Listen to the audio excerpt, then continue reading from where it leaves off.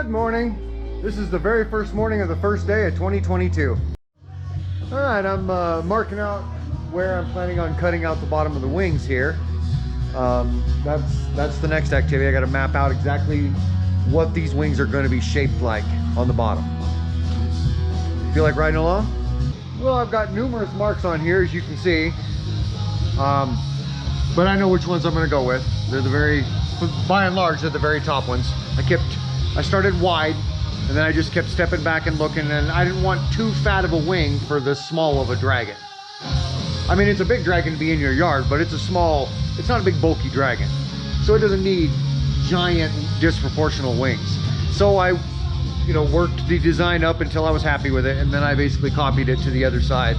In a way, I mean, when that wing's folded in the way it is, and this one's folded out, it's hard to get them to look the same because they're not gonna be. But I think I've got a pretty respectable design there, and I'm gonna go ahead and begin cutting it out.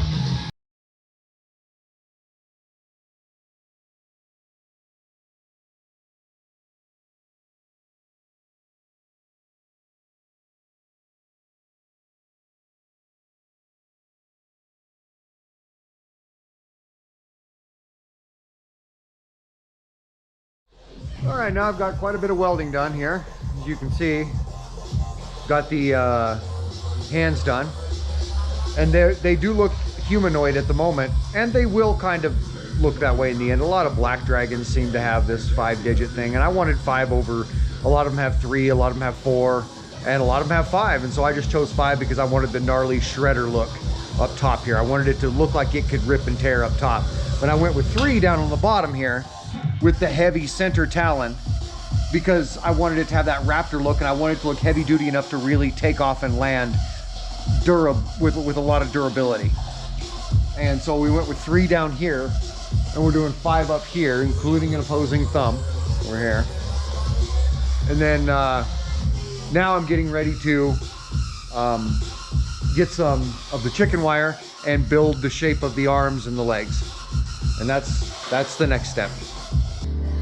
I've got my chicken wire on all the appendages here.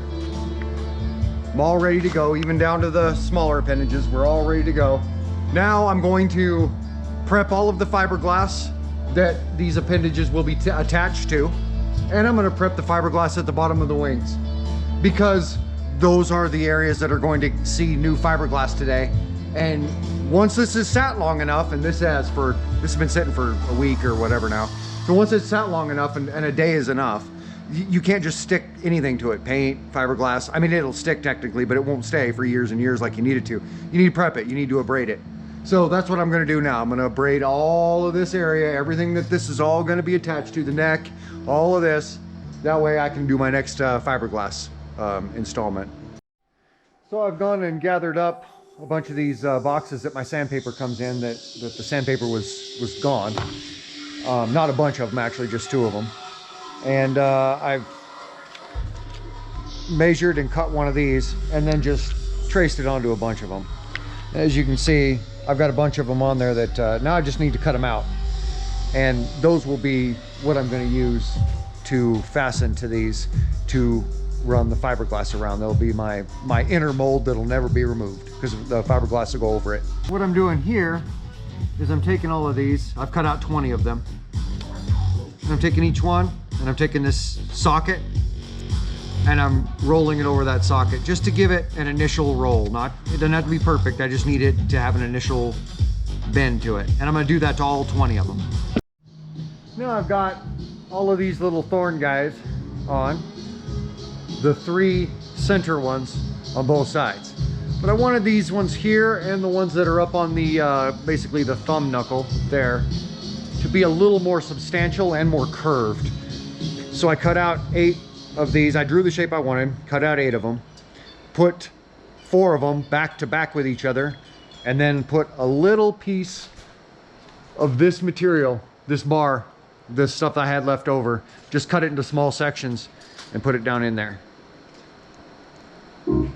And each one has now got that shape fairly permanent, and it can even be more. I can squeeze it like this and then rattle that thing down further, and the shape will be even bigger.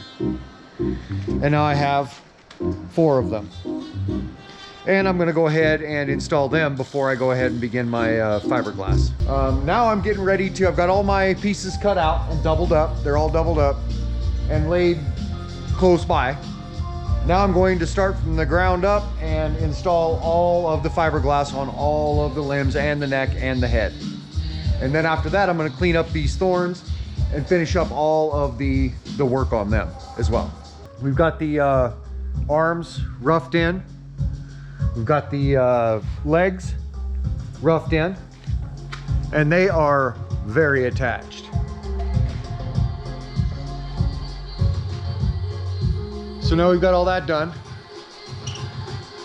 On this side, you can see we've got the jaw cut out, and on the other side we don't. I just ran that fiberglass right down both sides, so I knew that they were going to be aligned, and so this had some good overall strength. Then I'll just draw my design on like you see that I've done, and I'll go ahead and cut it out now.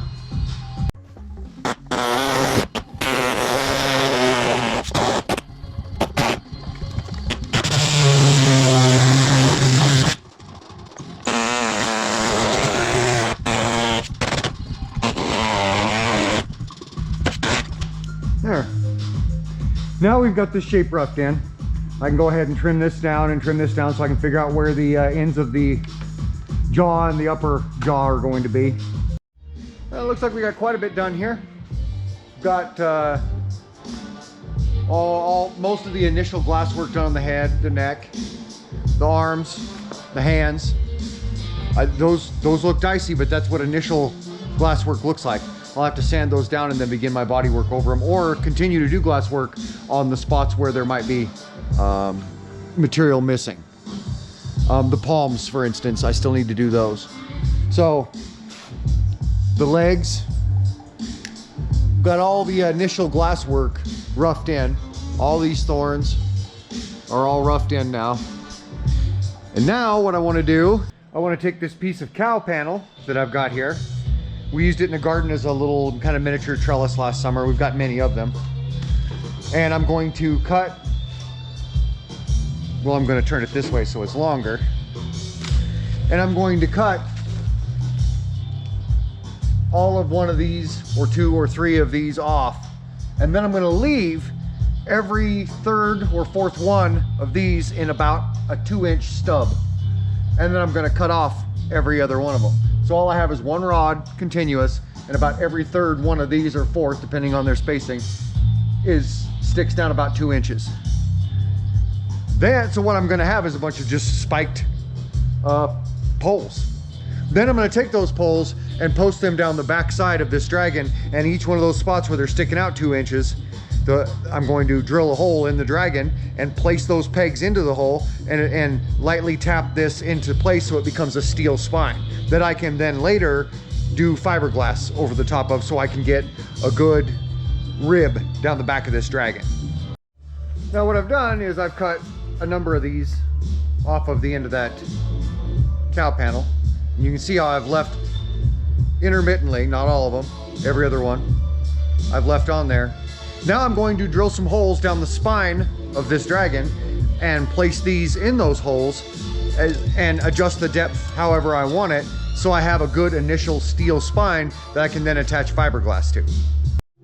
Now I've got my steel spine installed,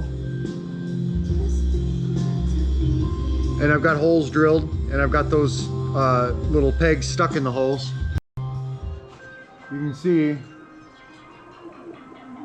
the steel spine is installed all the way